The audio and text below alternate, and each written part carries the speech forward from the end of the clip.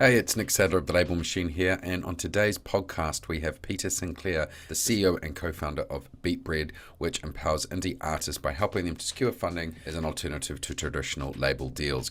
Now, this was an awesome one. We talk about some success stories of artists moving from a major label deal and going independent, about a small artist raised enough money to go and start their career in Nashville, as well as me discovering an artist I work with can unlock up to £20,000 today. I was totally blown away. I think Peter is going to revolutionize the music industry, especially for up-and-coming artists. I really love this one, and I hope you do too.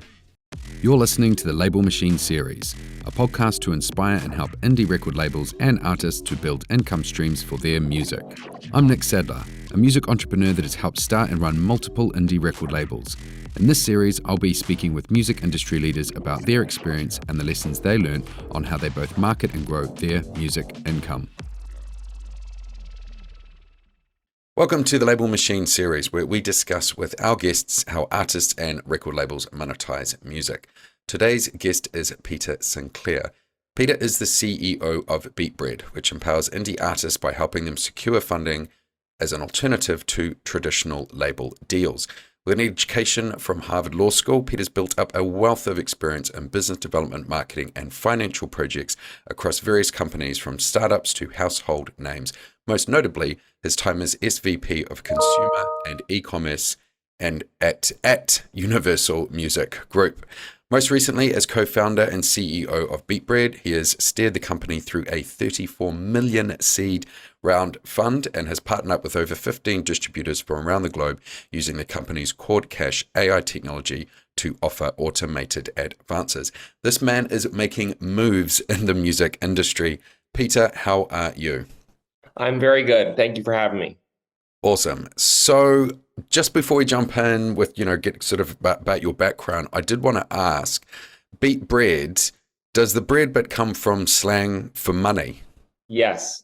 So the honest origin story of what we're called is I knew we needed a memorable name because we're fighting for attention and we're just a little tiny part of the world.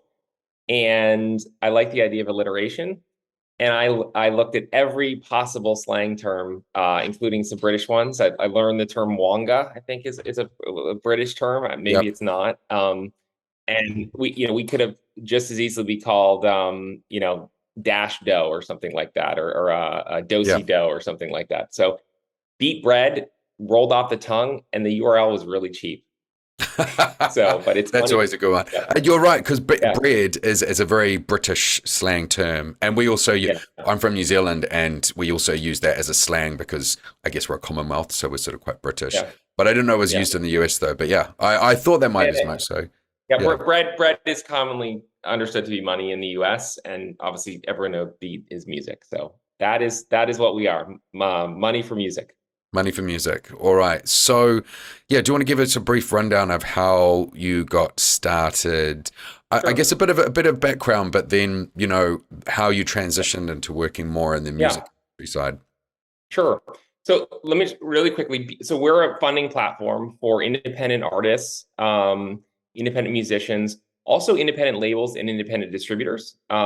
It's our direct to artist business is the easiest thing for people to understand, but we also fund independent labels and also help them fund their artists.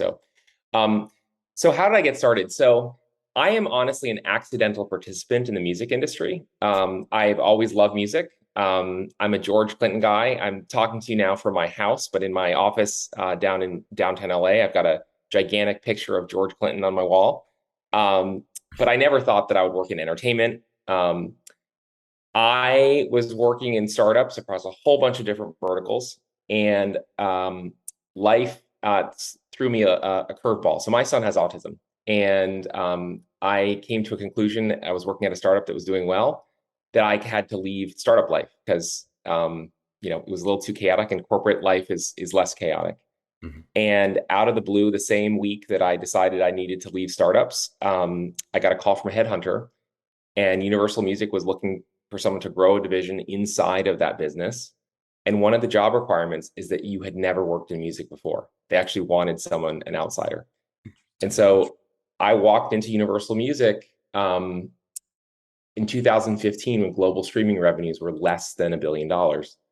And my business actually had nothing to do with streaming and nothing to do with what I'm doing now. But I observed how many artists had their own teams. They had their own digital marketing team. They had their own radio team. They had their own merch company. And there was a lot of fighting about who would get to serve the artist, which was very silly and very expensive for the artist.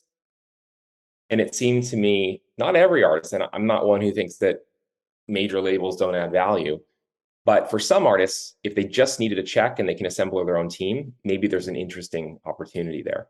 And so that's actually how the idea started. And obviously in the independent sector, our value proposition of unbundled finance for someone who can put together a team around themselves is resonating pretty well. So that's the accidental history of how it all got started. What's interesting is you said, I need to leave startups, and then you ended up starting up your own startup. No, for sure. Well, I mean, listen, life's not a straight line with an autistic child. I have two, but one, but only one has autism. But life's a little more calm at home, and I've always wanted to be a startup guy. It's just at that moment in my life, I needed to focus more time on the home front, and that's what led me out and then back to startups. Yeah. Well, they say you get dragged kicking and screaming into your destiny. So, I mean, that's right. you can't help it, I think, sometimes. So what do you like at beatBread? What are your main, what's the rundown of your kind of main activities, like your daily activities there personally? Yeah. So fundamentally, we're doing deals with artists. So we do more than a single advance every single day. We've automated that process so that an artist can type in their name on our website or a website that we run for an independent label. And we pull down a bunch of data, and all that's done automatically. The artist can tune their own deal from 1 year to 8 years. We never take ownership. We also advance unreleased projects. A lot of people think that because we're data-driven, you can't fund new music, but we do fund new music too, in addition to catalog. So I'll be approving deals, mostly things that have been automated from our system anyway, but we need one last set of human eyes. And there's a team that spends about 15 minutes on each deal, making sure the machine ran correctly. And then I will look at it for 3 minutes and approve a deal. That's, first priority every day, is to make sure that we're approving deals. And then as soon as we're set up, that I'm wiring money out to artists, that we get them their money quickly.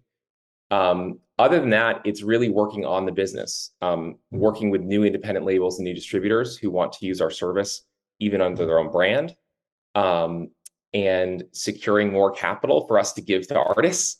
You mentioned 34 million. We don't have anything to announce today, but I'm hopeful, and I'll give you a call when it's ready, that that number will be a lot larger, that we can talk about publicly very soon. Amazing.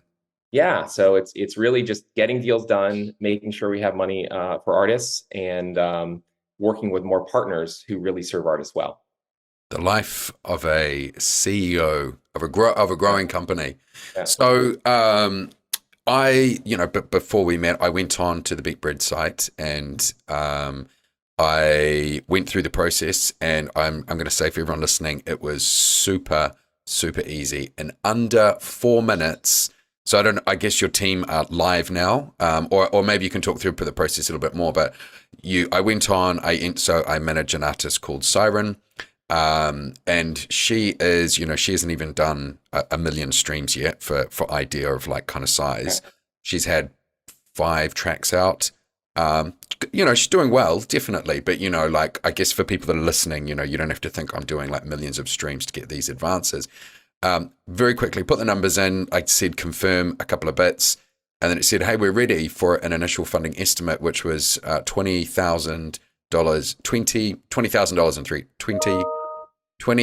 oh my God, how do you say $20,000 and 300? Oh my goodness, 2030. I say about 20,000. I'm struggling to say a very easy number. So yeah. 20,300. So, which was amazing. And I was like, hey, that's not to be sniffed at all. And it was super easy. Now I can see there that you have to upload reports and obviously verify you have to verify the data because, people could be, I guess, gamifying it or something like that. Sure. But incredible. Like, it's really amazing. So I guess, yeah, when I go through this first process, when it goes to continue to upload reports, what's that kind of turnaround and what are you looking for? Yeah. So you can just drag and drop the reports, and we've mapped all the major distributors. I don't mean owned by majors, although we've mapped those too. We've also mapped the DistroKids, the CD Babies, the TuneCores, the AWOLs. I think there's 30 or 40 different choices, and if it's other, you can select other. We machine read those just to confirm that the tracks that you on the prior pages said could be included in the deal, you can adjust those, are in fact controlled by you, that the revenue assumptions that we made in the first estimates per track are accurate. And that process for you should take 5 to 6 minutes. We then take about 24 hours. Those reports run through our system again. And then you'll get an email from us. And that same experience where you saw that estimate will now, rather than being an estimate, will be a confirmed offer. And then you can adjust, actually, I don't need this money, so I only want this 3-year deal to be a 1-year deal. And you guys are asking for 10 of my new songs. I don't want to give you any of them. You can dial that down. That will change the number, but it will reduce your commitment to us. Or if you need more money, you can go all the way up to 8 years, and you can go up to 10 tracks and a 10-track option. You can also choose flow through if you want us to pay through money to you even before you've paid off your advance. That's also an option. So we tried to take a record deal, kick out the concept of forever ownership, and then abstract it down to its variables, and then let the artist adjust them. This is the amount of time I want commitment for. These are the tracks, but not these tracks I want to pledge the deal. This is how much income I want it.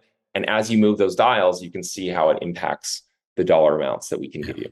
So for everyone that's listening, I literally did just do that. So originally for that 20,000 was a catalog plus it was 5 new songs and 5 options, right? So about 10 new songs. So I dropped it down to catalog only. So saying nothing in advance, just today, walk away with an advance. It just dropped down to 16 grand. Like I thought it was going to drop a lot more. So it's still like just today, and even if we did nothing else with you and took our music elsewhere from today, that's still like a great amount of money. And the length of contract's 3 years. So and I would say how that changes is unique to each artist. In your case, it sounds like for five tracks, it's about $4,000 is the delta there. Sometimes an artist going from a catalog to 5 new tracks, their advance would more than double. Sometimes it will go up less than what you just said. Gotcha. Everything we do is unique. Most of our company are data scientists. We have 21 employees, and 12 of them work in data science and tech. And so we're really invested in that. So everything is unique. And what happens when you add or subtract tracks? What happens when you go from 1 to 2 to 3 years? All of those ratios are very unique and bespoke. We're not just, gotcha. So people can't go, oh great, I've got 5 tracks. That means I'm going to get 20 grand when I sign up. It's like, it's unique for everybody. Gotcha. Yeah. Okay. So it's like a note of disclosure, is it? Every artist is unique, and we try and make an estimate that is unique to what we think the future revenues will be. And the other important thing is you retain ownership of your music. And if you recoup early, before the term, you're going to get paid the bulk of the money. It depends upon the length of the deal, how much of money we would keep if you recoup early, but it would only be for a fixed amount of time. And it will always be more than 50% that the artist keeps after recoupment until the end of the term, at which they get 100%. And in some cases, it's 80 or 90% that the artist will keep if they recoup early. Yeah, I think this is 82% if recouped early. So it's got a recoup, like, I'm just going to get into some nuts and bolts very quickly. So it's got recoupment rate 67%. So that means for every dollar that comes in, 67 cents goes towards the recouping the advance. That's correct. Is that right? And then the other 23%, 33%, Yep. that goes to us effectively. So basically, the 67 cents is paying off the advance to recoup our capital. And then that is effectively the risk that we're taking. Not every deal pans out for us. Yeah. We're taking a risk for years that streams don't drop, and also to pay, capital, right? Gotcha. So it's like a 30/70 deal, like that you, because that 30% goes towards you guys, the other effectively the 70% goes to the artist. But it's going back to pay their advancement. And then, and like you said, if it goes before that 3 years, it drops to 20%. I mean, that is pretty incredible, because I know distributors out there who are charging artists doing 20-30% deals. And that's just no advance. That's just like, that's what we're taking from you to use our distribution services. And this is for this is admittedly for smaller artists, because I guess there's a bigger risk. I think it does come down a bit if you're more established and you've got a catalog, but I mean, that's not a silly rate really to be getting money up front as well. I mean, honestly, it's totally amazing what you're doing. Like, I don't say that to many people. Like, this is really revolutionary in the music industry. And like, I love it that you are you're set between, is it Spotify and who's the other? Is it Sony? And Warner. And Warner, yeah. I mean, like, that just really shows how you are really going to be part of the future of the music industry. So I guess my next thing is, so this is awesome for artists. And if any artist is listening, just, go to beatbread.com and just spend 5 minutes and see what numbers you get. It's like, costs you nothing, right? It's free, and it's worth knowing that that's in your back pocket potentially. What about for independent labels? I've got so I guess my question is, what would you say a strategy is for smaller indie labels looking to use your platform? And could you see, is there a way that labels could actually sign artists by researching those beforehand and saying, look, work with us and we'll use this platform and advanced stuff, and then we'll use that money to do this? Yeah, there's a couple different ways. So first of all, our belief is that, service providers are essential, independent labels are essential. And frankly, we're working on some analysis to show just how often independent labels add value, sort of in excess of maybe some of the majors to an artist's career. The issue is that independent labels don't always have the capital they need. They have the right fit with the artist, the right passion for the artist. So our product can be used currently in 2 ways, and working on a 3rd way by independent labels and people who help artists advance their careers. The first way is everything that anyone who happens to be listening to this, who goes to beatBread, who goes to that exact experience can be replicated for you under your brand name. The website can have your brand, words that we put on for you. You have the same sliders, the same report upload, your logo, etc. The contract will not be in beatBread's name. We'll run the whole process. We'll do the diligence. We will provide the capital, or you can provide the capital if you're not short on capital, but you just need someone to do advances efficiently and accurately. And that's sort of use case 1. We call that our white label product. Mm-hmm. And so if I'm an independent label and I want to add this in and offer services and advances, it's a way for me to do that effectively with artists without putting up my own money, or putting up my own money, but knowing that someone is going to help me make the right decision about, what makes sense. The second way is, labels may take, independent labels may take a small ownership stake in the artist because they're investing so much time and energy in them. If a label signs an artist and has an ownership position in even some of the music, we can give an advance to the label based on the share of the deal that they own. And they can use that money to advance the artist or to sign new artists, right? And so we can do that on a single artist level, or we also do multi-artist deals for labels. So we've had several independent labels come to us. They have a catalog, it's generating X thousand dollars a month, and they want to pull some of that money forward and go sign some other great artist that they believe in, they know they can serve, but they can't compete with a major with a checkbook. Mm. So we do these label deals all the time to help independent labels unlock cash, compete effectively, right? And so it's the same technology, it's the same data science. The setup is very similar, but that's another way that independent labels can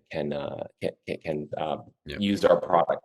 So Yeah. you effectively, I mean, we do, my indie labels, we do 50-50 deals with all the artists. That's a very common thing with Yep. indies. What you're saying is like across your 20 artists that you have signed that you've got a 50-50 deal with, we'll just look at that 50% revenue instead, and then we'll do our calculations and offer you something.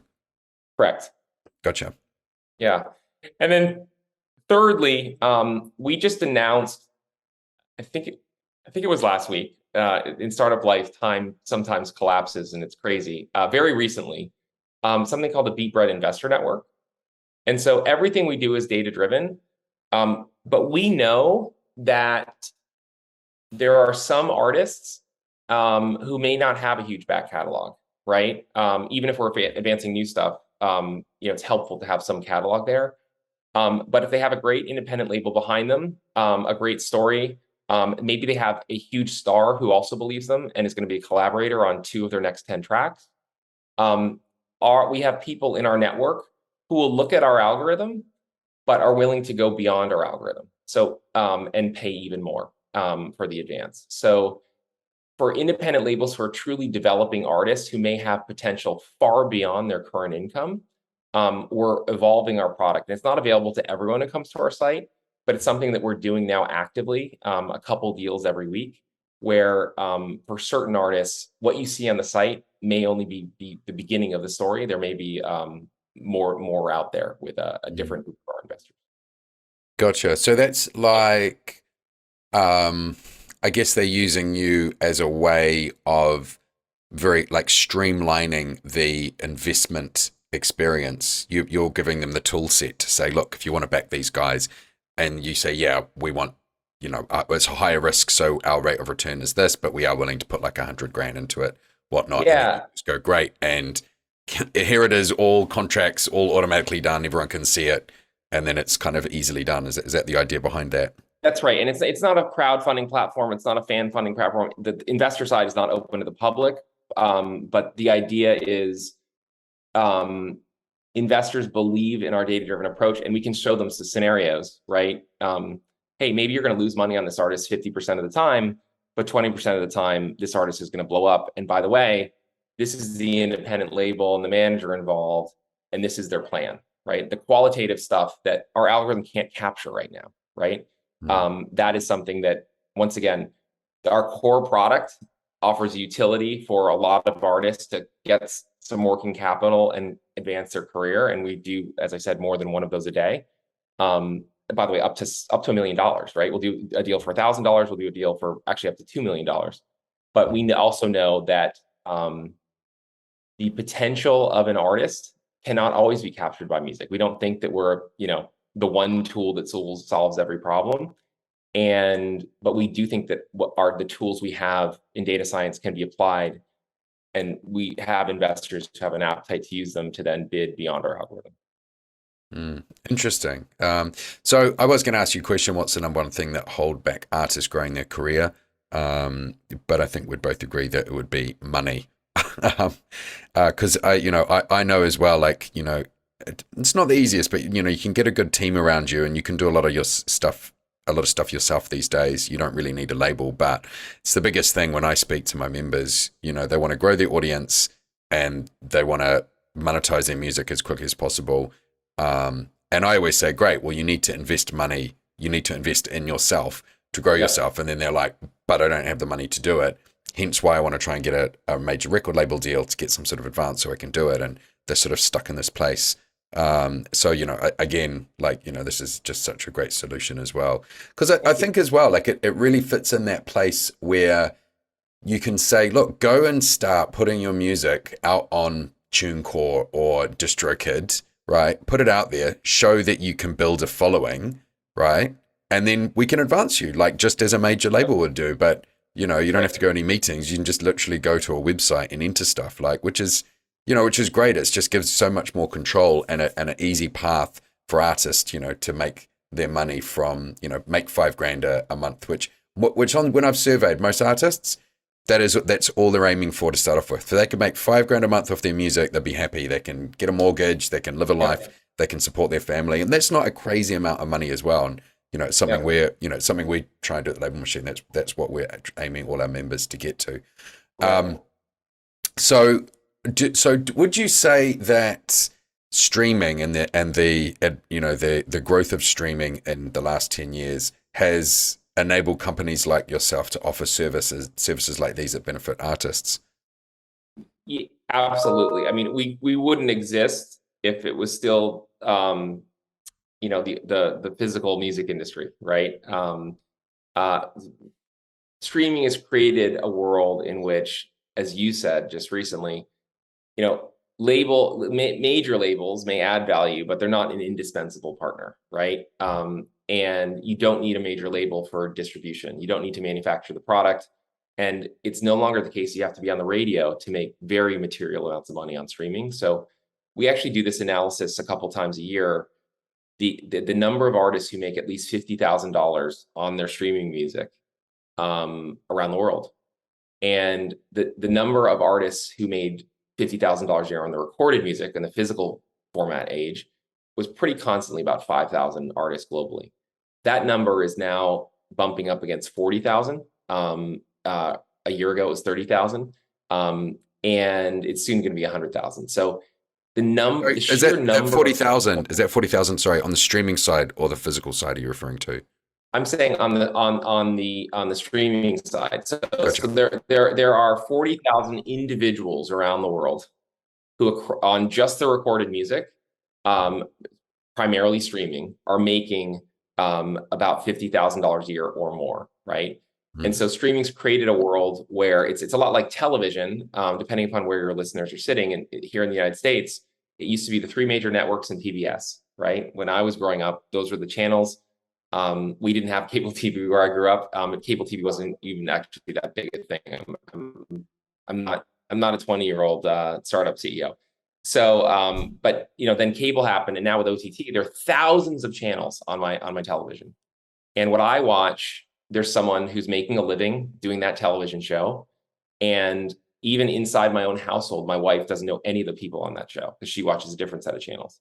But there's all these little economically thriving niches that are now possible in the streaming world in a way that just wasn't possible even 7 or 8 years ago. So there's no question that streaming makes our business possible. And there's no way that, without it, it would be a couple giant companies who have the capital, who have the unique access to distribution, who have the unique relationships with radio. And that was the way it went. But now there are no longer a fixed number of slots. And there's ways to promote yourself with digital marketing where you don't need a label to do that. Yeah, I mean, that's the thing is this is actually a little bit of a nail in the coffin for majors, because it's really the only thing why people would go to majors is because they're going to advance money, and indies necessarily can't do that, or the individual artists can't. Yeah, they've got big teams, but there's enough service companies out there that you can hire a team member for everything out there. And if you get an advance, you got the money to hire everybody. It's incredible. So I keep bleating. Yeah, I mean, I think that the old, well, it's still current, but the dying major label deal is dying. I'm not sure that the majors themselves die, but they're going to have to adapt, right? And they're going to have to compete on the base of their services with smaller, nimbler, in many cases better management and independent label teams on the quality of their service, because capital is no longer their monopoly. Well, I think as well, it's that I can't remember what the stat was 10 years ago, but it was, they only expected 1 out of 20 artists that they sign to crack and break it and make them $1 million, and the other 19 don't really make it. And I think that's what fueled these artists that are trapped in these deals, and I hate majors and all that kind of stuff, which I think is less so these days. But I think those 19 artists that didn't crack it, are now just working independently and being able to get a piece of that smaller pie. So yeah, I think you're right. Majors are always going to be there. It's just the artists aren't going to be screwed over as much, which is great for everybody. Yeah, I think that's right. And I think it's also, those same dynamics that make what we do possible. It did used to be sort of an all or nothing game, right? There were only those 5,000 people who'd make money on their recorded music each year. Now, if you're an artist and you want to have a #1 hit and that's your dream, then go for it. But you don't have to even touch a chart to make crazy money. I mean, on our team, our interests in music span the spectrum, right? What I like is not what my co-founder likes, is not what our, different data analyst likes, or our head of artist marketing likes. And every day we'll see an artist who comes on our platform who's making thousands and thousands of dollars a month, who no one has ever heard of anywhere on our team, right? And so it's sort of beautiful, right? That there's all these little thriving niches, you don't need to be on billboards to make a living and make great art. Not at all. I find that inspiring. We live in a global village. That's the way I look at it now. And so you can have, or you can exist. Yeah, you can have a thriving niche music because you're connected to everybody all around the globe. And yeah, I totally see that as the future. And likewise, I agree. I've worked in independent music my whole life, and so many of the artists that, make thousands of dollars a month that I've worked with and grown into their careers, and they're going on tours, I'd say them to my friends, and I did a lot of stuff in kind of dance music, and even friends that were into dance music, they went into the particular genre style of dance music, just never heard of them. You're like, oh, I've never heard of them. I'm like, yeah, guys, killing it, bought a house, they're like, wow, never heard of them. I think that's sort of been going on for a while. I guess as well, would you say, with the streaming stuff, and I think this is what's, to be honest, I think why Spotify has done so well for artists, is that they put your streaming numbers and followers like social media counts, right? Whereas beforehand, you couldn't see what, and you couldn't see what's going on with the behind closed doors, and the accountancy, I guess, was, it wasn't transparent, right? You couldn't have done this. Whereas, I think by the way, the accounting at major labels is still not transparent. We've gotten some people out of major label deals with our funding, and I'll tell you that accounting is still not transparent. But anyway, sorry. No, I agree. Major labels aren't transparent. But I think at least with Spotify, it is a little more transparent, and it's becoming better as well. I don't know if you've spoken to Andrew at I've just forgotten the name, DAP, beatDAP. Is it beatDAP? Andrew Beatty. Yeah, we've definitely traded notes. I think Matthew on my team, who speaks a lot to different folks in the industry, may have, but I think maybe we traded emails. I haven't spoken to him recently. Yeah, beatDAP. So yeah, they basically what they're doing is just checking that all the streams on Spotify are actually legit, which is beneficial for everybody. I mean, just makes what you're doing as well. I guess it helps out with all those kind of advances. Yeah. So can you tell us about any artist or labels, that you've been able to sign, or a particular artist or label you're most proud of, that you were able to offer a huge advance and it's kind of been a game changer, a life changer for them? Yeah. So, I think I'll tell two stories of artists that are at the opposite end of the spectrum, and I both find them very inspiring in their own way. So I'm going to start with the big one. I'm going to end with a small one. So Ellie Duhay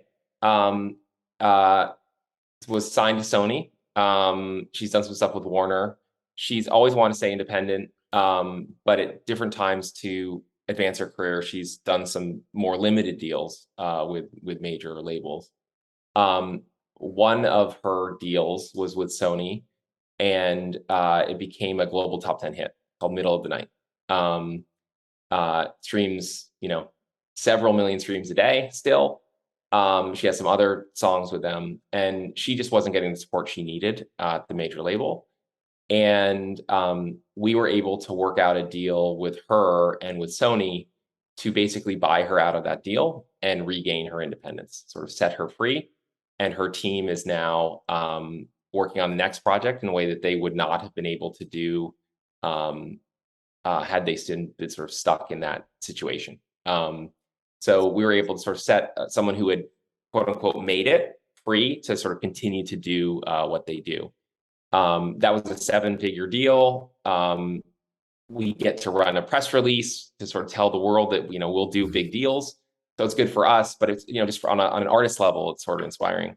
On the other end, Yeah, go Yeah, for I was it. just going to say, well, congratulations on that. And also, that's inspiring to know that, yeah, artists can. I mean, I guess that majors are happy to, if there is the opportunity and deal there, to let somebody go out and go, look, fair enough. Like, we're not going to clip your wings. Go and do your thing. We can do a deal with these guys and make it happen. Like, that's amazing. That's incredible. Yeah, yeah.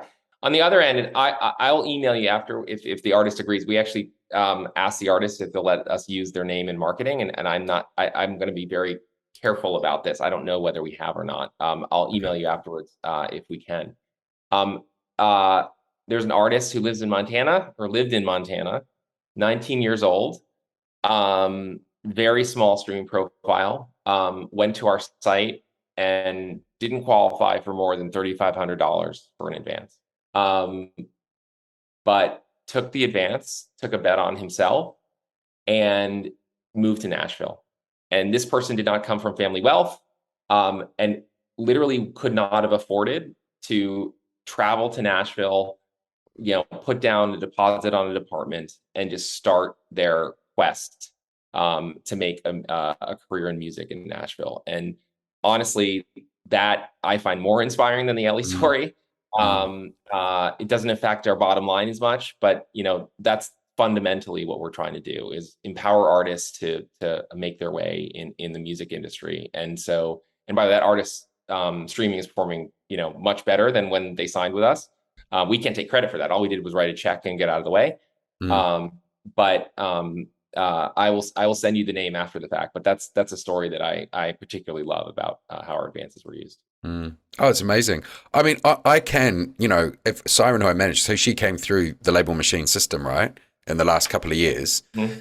I mean, Yep. I mean, and just looked at this, and if I speak to her, but if she goes ahead, it's an amazing story that I can then tell other members and be like, look, if you come and work with us and do this in 2 years, you can get an advance of 20 grand. Like Yep. what could you do with 20 grand? Like go and do a decent music video and stuff. Like Yeah. it's it's Yeah, I incredible. mean, and by the way, there's plenty of stories in the middle. Like we've had artists who had major label offers, who turned them down, who took our money on a short-term deal, literally tripled their value, and then decided to go sign a major label deal. But by the way, for a lot more money and with an out, right? Artist named Giovanni and the Hired Guns, a sort of Tex-Mex band, had plenty of label offers, took a deal from us, and then got a much bigger number a year later, and from the majors, but also, and I can't disclose all the terms, but in a way that wasn't locking them up for life. So we find that inspiring, and then we've had people that plan to do that, but then actually at the end of it say, wait, why do I need a major anyway? Why don't I just take another advance from you? Mm. So yeah, That's lots of amazing. stories like that.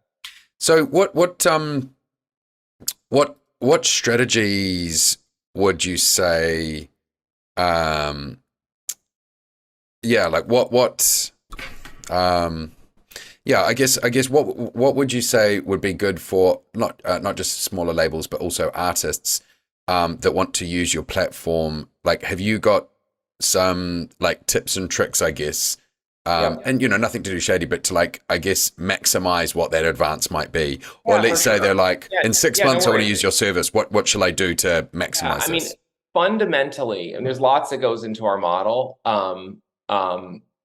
but fundamentally, what our base advanced product is looking for is, what do we think your current streaming behavior is going to look like over the next 1, 2, and 3 years? Is it going to grow? Is it going to be stable? Is it going to slightly go down, or is it going to drop off the face of the earth? Those first three is a good thing, and we can advance against that. It's just that we're making a prediction about whether it will drop down. So the way you do that is you build a fan base of people who have some connection to your music, right? So we'll advance money to someone who has lots of streams consistently and they're on playlists, but it's mostly playlist driven. But we're going to advance more money to someone who has the same number of streams, but it's not all from hit playlists. Their fans are passionate. It's better to have 1 million streams from 100,000 fans than 1 million streams from 500,000 fans. right? Yep. Yeah. Right. Kevin Kelly, That, 1,000 true fans. yeah, exactly. So Yeah. those fans are stickier. Yeah, not only is it more likely to lead to stability, it actually is more predictive of growth, even on your Mm. back catalog, if you have committed Yeah. fans. And how are you Um, looking? How are you analyzing that? Are you just looking at if someone's got loads of followers, not necessarily streams, or like mhm. how are you looking outside, say, Spotify? Yeah, so we have connections into more than just Spotify. We have APIs for those of you who are technical into various charting services, various streaming services, various social aggregators. We also look at social metrics for an artist. So just like it's better to have 1 million streams for 100,000 people rather than 500,000 people, it's better to have a Twitter, Facebook, Instagram following, YouTube following that is actively Mm. engaging with you, right? You got 1,000 people on Instagram, but every time you post something, you get 900 comments, rather than having 100,000 and you get 20 No comments. comments, no comments, right? Comments on YouTube, things like that make a difference. Um, so there's other factors too, but sort of just broadly speaking, a large fan base and an engaged fan base, right? That's sort of, and that's not unique to us. That's how you build a career, whether or not you get taken advance from us or not. Um, and then we're also looking at your trajectory. And then on if we're going to advance against new music that you haven't released yet, we're looking at what we think that's going to be, and that's going to be a lot of the artist level metrics. This similar but used in a different way. We also scrape the web for press mentions from certain publications, and sort of use natural language to read some of those. There's lots of other things, but at its core, a fan base that is dedicated to you and is engaged with you is sort of ultimately how you build value that we can advance against. And even if you look at our number and say, screw that, I think I'm worth more, which is okay, you're going to have real value behind your career and your fan base. So Yeah, amazing. Um, Now, I know you talked about on one of your articles as well about artists having successfully grown their fan base with lots of hard work, their own marketing efforts and teams. Then they've signed a deal with a distributor or shell label who takes a large share, 30 or 50% of the artists, and locks them into that a distribution, a marketing agreement. So, what can you describe what you mean by like a shell label, or give yeah, I like mean, more context around that? it's sort of like you know it when you see it. I'm not one who doesn't think that a manager or a label who adds value and does work doesn't deserve to be paid, right? They do. And in some cases they even own a share, they deserve a share of ownership of the artist's music over time. So I'm not saying artists should always own 100%. You need a team around you, all those things. But there are people out there, and distributors out there who will take 20, 30, 50% of the revenue. They'll lock the artist into a deal for numerous years, and then they don't provide any value, right? And if you're an artist and you're signing a distribution deal, and the fee is 20 or 30%, you really have to believe that they're gonna actually playlist you and actually promote you and all those things. Um, and I would suggest, and I'm not an artist manager, so take this with a grain of salt. If you're not already having a lot of momentum, a lot of those promises are often false, right? So you Mm. might want to sign a deal as an artist. Maybe you can give over the 20, 30%, but get yourself an out in 3 or 6 months, right? What's tragic to me is when I see someone sign over 30 to 50% of their income, the person they signed it over to isn't doing any work, and then they just gut it out because they're stuck, and they're giving away almost half their money to someone who's just free riding, who just was able to tell them a nice story, and then go from there. And music more than any industry, I've worked in a lot of industries, has a lot of charismatic people who are all sizzle and no steak. Mm-hmm. And it's just it's the one sad thing I see a couple times every week, right? We see a lot of inspiring stories of independent artists developing, but then it's tragic when you see that. So Would you be any particular genres that you see that and more of and countries? I don't know. I'm not trying to dodge a question. I don't know whether it's more common in some genres than other, to be totally honest. I feel it's we more certainly see in. across genres. I feel you'd get more that in EDM and hip hop. I don't know Okay. why. I Yeah. just get a kind of feeling, and especially those that are based in the US. Just from my, I don't see that stuff. I don't know what it is about being British or UK or something. There seems to be less kind of people are just a bit more straight up. Like they see something good, let's work together. If not, like let's do better things with our time. But I do get that feeling in America as well. There's people like that make all these promises, and I've started a production label, management, merch company thing. Sign with me. I'm going to make you a millionaire. And yeah, and then I think that's what you mean by like that kind of shell deal or middleman. Yeah. Yeah. So are you? What's another question I wanted to ask you? Now I know you're only been in the music industry for a while, but I think it's long enough to ask this question. What are Sure. some rookie mistakes or common problems that you see over and over again for early career artists? Being, first of all, exactly the one that we just talked about. Is there anything else that you sort of see that people should be aware of and try and avoid? Yeah, I mean, I think that's one of them. I think chasing streams rather than developing fans. There's lots of companies out there that will promise you a certain number of streams, and often there's some bots behind the scenes, or maybe there's not bots behind the scenes. But you know, getting a big play count because you're on a playlist, but your fans aren't actually saving that to their own library and actually aren't developing a relationship with that song and with you, is sort of like junk food, right? So I would say, focus on fans, and the streams will follow and the money will follow. If you focus on streams and a quick hit, it can go away just as fast as it grew. Yeah, I mean, I agree. I completely struggle with this with the artists I deal with.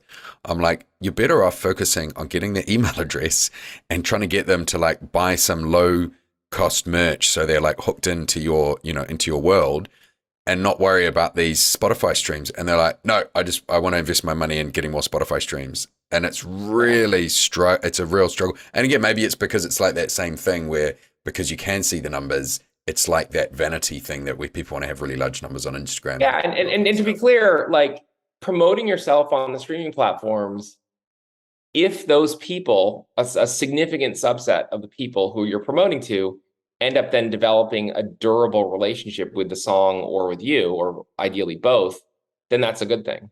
But if you're getting a big stream count, but those people aren't converting into fans of you and the song, it's water through a sieve. So, Have you seen any like cool strategies of where artists or their team are how they're transitioning people that are like discovering them on Spotify? Maybe they've got into a great, like a discovery Spotify playlist or something, yeah. and how are they taking them, I guess through the funnel from Spotify to being a real fan? Let's say a real fan, meaning they've got an email address and they've handed over some hard cash directly to the artist. Yeah, I mean, so I did a lot of this outside of the music industry before I went to music, and then in my time at Universal, a lot of thinking about sort of how you build a direct relationship with a fan. Mm-hmm. There are a lot of great companies who can help you develop that fan base and develop those communication tactics and fan engagement tactics. To be totally honest, I've been so heads down on this thing. We've been public for 2 years, and I've worked on it sort of a year before then, nights and weekends. I don't know who the best players out there are, but I know there are a lot of great ones. But definitely, I think investing in those tactics as a developing artist, or frankly, even if you're already a superstar, Mm. is money well spent. Yeah. So when you mean, I mean, you're like you said, you probably can't name companies because you can't remember. But like, what are for anyone's listening is going, that sounds amazing. Like, what am I googling to kind of, what am I looking for to find those types of companies? Yeah, I mean, I think there's artist services companies out there. I think the guy we actually uh, run a white label for a company called Soundplate that I think matches artists with different service providers. I think there's some great ones. Not that they provide those services themselves, but that they can help people find them. Gotcha.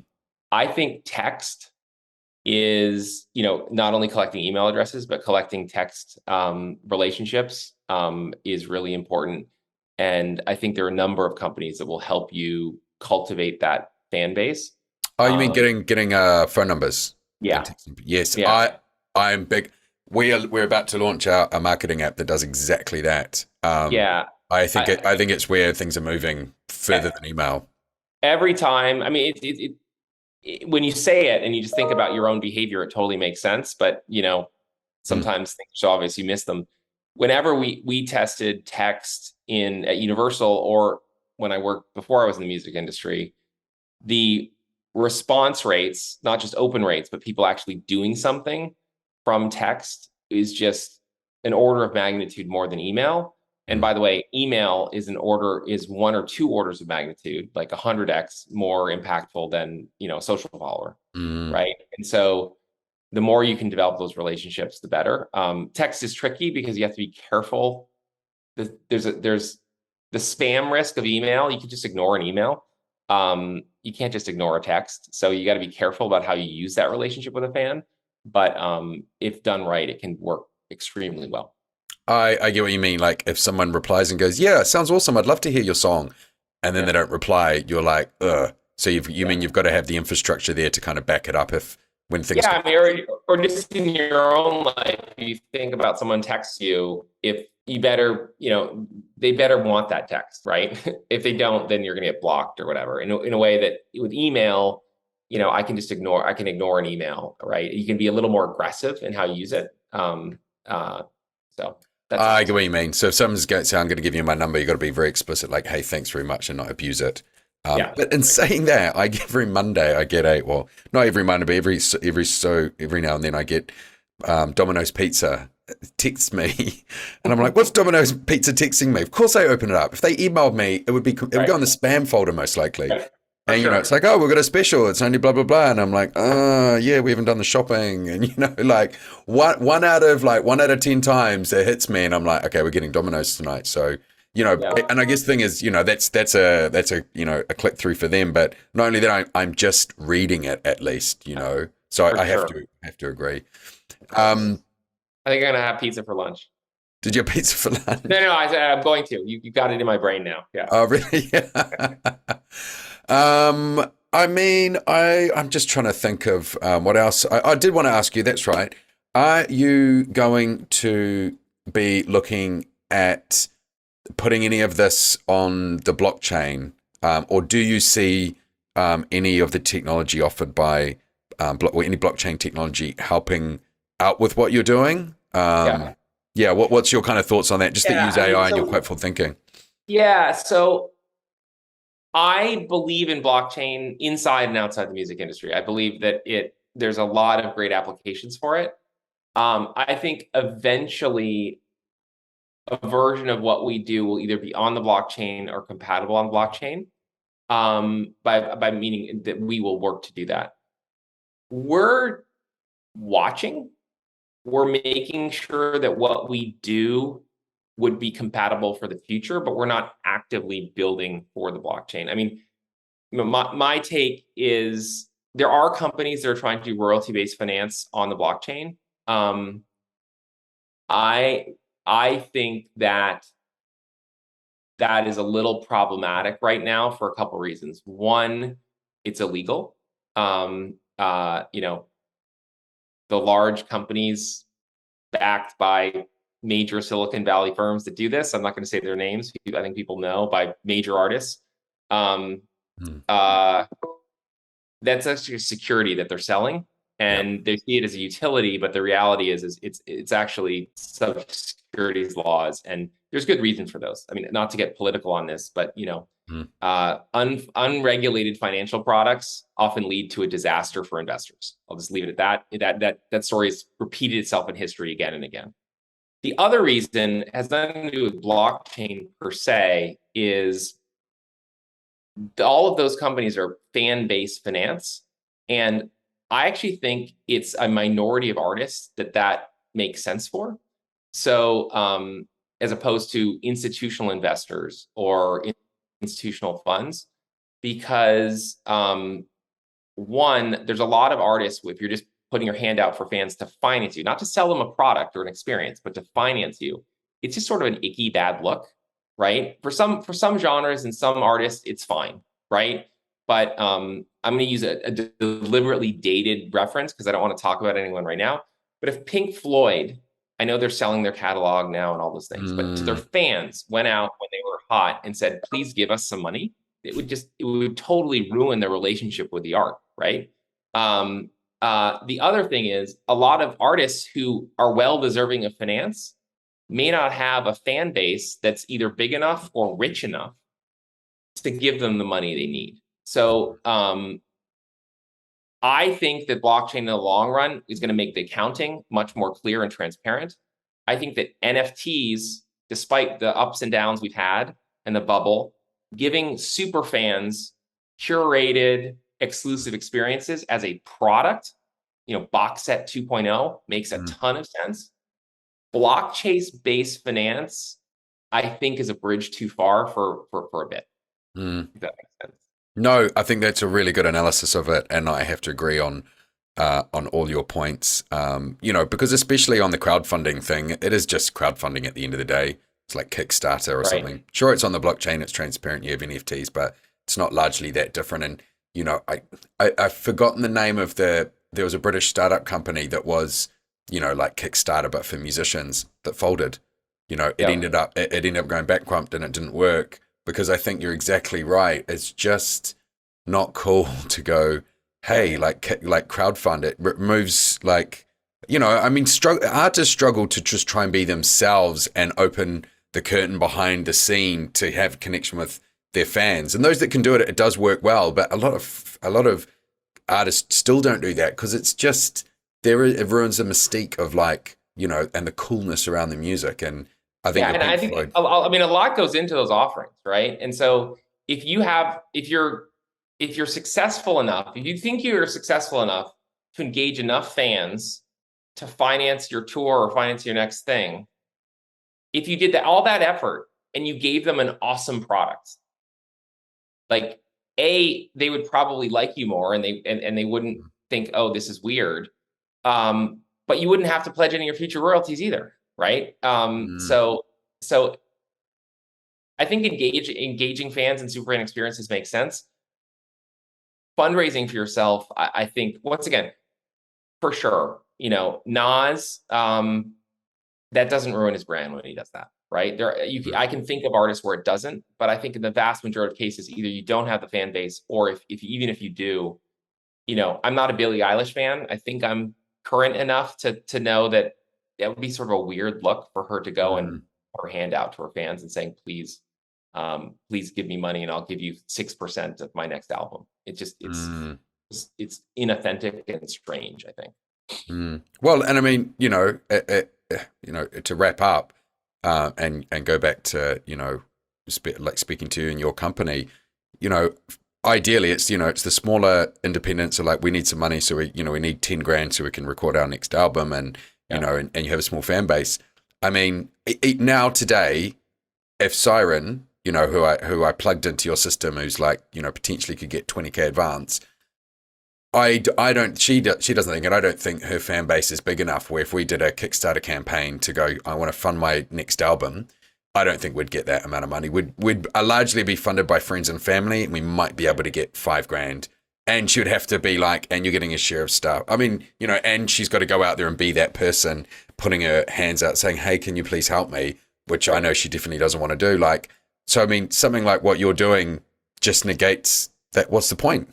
Just, put out some good music for a couple of years, build up a fan base. Go engage those fans. Just don't make it a fundraising exercise. Make it a, here's a exclusive recut of my mix with some great video, or here's a some great art that I created to go along with the song. If fans are that dedicated that they want to finance your career, they're going to want to do those other things, and they're going to like them more. Yeah, I agree. Peter, it was amazing chatting to you. Thank you. That was a fast hour. Well done. I know, it's bang on. We got 1 minute left. So, and in that time, I just want to ask, where is let us know the website address, and where do you hang out online if people want to kind of follow your kind of trajectory and what you're doing? Yeah, so it's beatbread.com, BEATBREAD. So money for music, beatBread. We're on LinkedIn. If you want to reach me, you messaging me on LinkedIn is a great way to do that. We're on Instagram, is where our most active following is. I think we're also on Facebook as well, but I think Instagram is where the bulk of our people who follow the company are. And then signing up is easy, and you just go to our site and type in the name of an artist and an email address, and then we'll let you know, are you sort of in the ballpark of an advance or not? And then the process is pretty self-serve. You can get human help if you need it after you sign up, but the first step is to just put in the artist name and an email address, and the rest goes from there. Awesome. Thank you again for your time, Peter. It's been an absolute honor. Thank you. Awesome. Bye, guys. All right, that's a wrap. Thank you. That was amazing. Bloody hell, honestly. I'm surprised I haven't heard of your company before. I mean, I guess it's only 2 years old, or I guess coming up to 3. Yeah, it's amazing. I'm blown away. Very quickly, how do you get around if I just typed in an artist I don't manage and I just say I manage them, I get the old artists, and then I'm getting initial fundraising estimates. Is that just like... So if... I know I wouldn't be able to get the money. No, but you can see. And it's something we debated a lot in the beginning. Like, is that a problem? As a matter of fact, we just don't see a lot of people that we think are doing that. A lot of people type in Drake or Kanye because they just want to fiddle with the system. And then if you're in the top 1% of the artists of the world, we rather than going straight through, we say, congratulations. Looks like you're one of the top 1% in the world. We would love to talk to you, but we'd like to schedule a call. Yeah, I get you. And sometimes it is someone from that team, right? But yeah, that's good. I mean, because also, I guess you're not offering any money. I mean, it's no different saying, well, go on Chartmetric or go and compare the artist on Spotify for artists. You can just compare with other artists. Like, I guess so we're not disclosing like what that person actually owns or anything. You can see the track list, and you can see if you wanted to, you can see a more granular view of what a particular track has done in the last 30 days than if you were on Spotify. Not why we designed the site, but if you were like, oh, here's an artist, you could probably you could use our system to figure that out. Yeah. But I mean, it's just giving you a bit of info, really. It's not really. Yeah. You can't really do anything nefarious with it. Yeah. So. Yeah. I mean, you have to control the reports, and in the end, we're linking up with your distributor, and we've. You can't abuse it, even though you can see the info. You can't do anything with it, really. Very cool. Yeah, awesome. What was the final thing? Oh, yeah. So if we do want to white label it, like, what's the?